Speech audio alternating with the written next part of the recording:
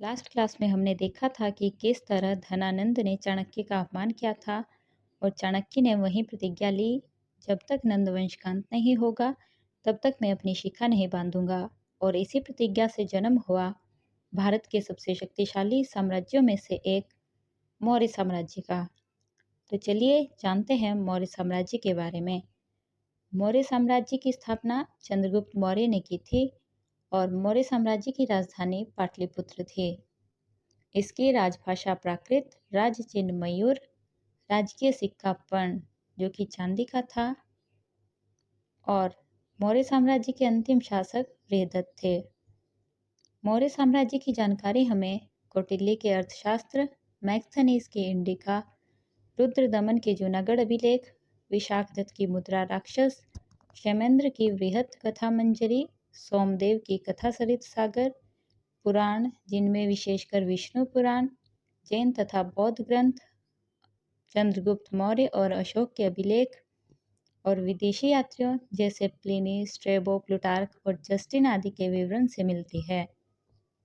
मौर्य साम्राज्य की उत्पत्ति के बारे में पुराण, मुद्रा राक्षस, कथा सरित सागर और बृहत कथा मंजरी में कहा गया है कि ये शूद्र थे। जैन और बौद्ध ग्रंथ इन्हें क्षत्रिय मानते हैं और स्पूनर ने इन्हें पारसिक बताया है।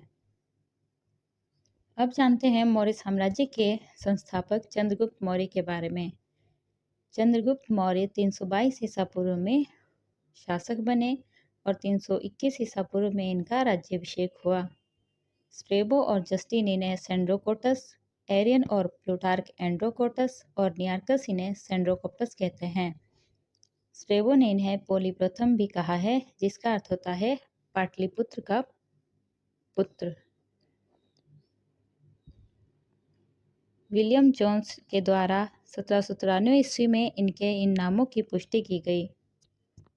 अब बात करते हैं चंद्रगुप्त मौर्य के प्रारंभिक जीवन के बारे में। तो इनके प्रारंभिक जीवन के बारे में हमें कथाओं से पता चलता है। जब धनानंद ने चाणक्य का अपमान किया तो वो विंध्याचल के जंगलों में चल गए थे और वहीं राजकीलम नामक खेल खेलते हुए उनकी भेंट चंद्रगुप्त मौर्य से हुई। चंद्रगुप्त मौर्य की प्रतिभा को देखकर चाणक्य ने उन्हें 1000 काशार्पण में खरीद लिया और उन्हें तक्षशिला ले गए। तक्षशिला में कई वर्षों तक उन्होंने चंद्रगुप्त मौर्य को विविध कलाओं की शिक्षा दी और अंत में उन्होंने नंद वंश के अंतिम राजा धनानंद को पराजित कर मौर्य वंश की स्थापना की। अब जानेंगे हम चंद्रगुप्त मौर्य की उपलब्धियों के बारे में। तो कौटिल्य द्वारा तैयार की गई सेना की मदद से चंद्रगुप्त मौर्य ने सबसे पहले मगध राज्य पर आक्रमण किया, परंतु वह पराजित हो गया। इसके बारे में बौद्ध ग्रंथ महाबोधि वंश में एक कथा मिलती है, जिसमें वर्णित है कि एक लड़के द्वारा गर्म चपाती को पीस से खाए जाने के फलस्वरूप बार बार उसके हाथ जल रहे थे। तब उसकी माँ ने उसे डांटा और समझाया कि तू भी वही गलती कर रहा है जो चंद्रगुप्त मौर्य कर रहा था। उसे भी पहले मध्य भाग अर्थात मगध पर आक्रमण न करके उत्तर पश्चिम राज्यों को जीतना चाहिए। इसी प्रकार जैन ग्रंथ परिशिष्ट पर्व से भी हमें जानकारी मिलती है कि एक लड़के द्वारा खीर को मध्य भाग से खाए और हाथ जलाने का वर्णन है और इससे प्रेरणा लेकर चंद्रगुप्त मौर्य ने सर्वप्रथम उत्तर पश्चिम राज्यों को जीतने का विचार किया। तो जानते हैं चंद्रगुप्त मौर्य की उत्तर पश्चिम सीमा विजय के बारे में।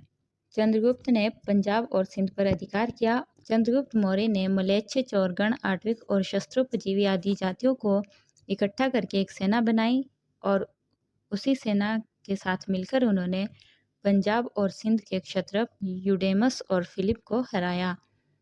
और जस्टिन ने चंद्रगुप्त मौर्य की सेना को डाकुओं का गिरोह कहा है।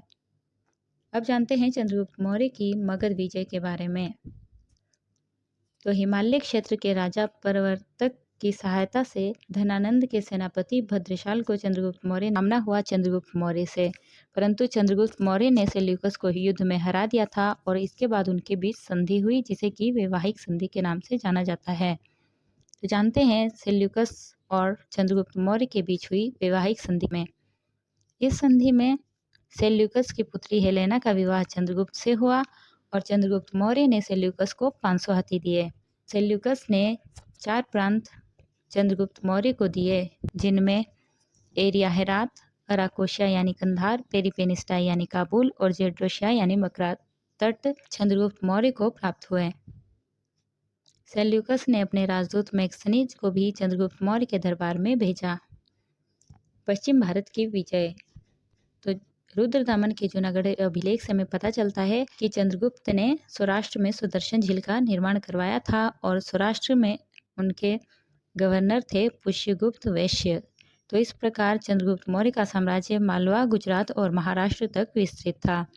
दक्षिण भारत में उनका साम्राज्य आंध्र प्रदेश और कर्नाटक तक स्थित था। केरल और तमिलनाडु उनके साम्राज्य में सम्मिलित नहीं थे। इस प्रकार बात करें तो चंद्रगुप्त मौर्य का साम्राज्य उत्तर में हेरात और कंधार, दक्षिण में कर्नाटक, पश्चिम में सौराष्ट्र और पूर्व में बांग्लादेश तक विस्तृत था। इस प्रकार चंद्रगुप्त मौर्य ने एक विशाल साम्राज्य की स्थापना की। उनके अंतिम जीवन के बारे में हमें जैन ग्रंथों से पता चलता है कि मगध में 12 वर्षों का अकाल पड़ा और जिसे रोक पाने में चंद्रगुप्त मौर्य असमर्थ हुए और फिर उन्होंने अपने पुत्र सिंहसेन यानी जो बिंदुसार है उनको सिंहासन सौंपकर स्वयं जैन भिक्षु भद्रबाहु के साथ कर्नाटक चले गए और वहीं चंद्रगिरी पर्वत पर तपस्या करके संलेखना पद्धति अर्थात उपवास रख के उन्होंने अपने जीवन को समाप्त कर दिया। इस क्लास में हमने जाना मौर्य साम्राज्य की स्थापना के बारे में और उनकी जानकारी के स्रोतों के बारे में और मौर्य साम्राज्य की उत्पत्ति कैसे हुई और विशेषकर जाना हमने चंद्रगुप्त मौर्य की विजयों के बारे में, उनके प्रारंभिक जीवन के बारे में और उनकी उपलब्धियों के बारे में। आई होप आपको ये वीडियो पसंद आया हो।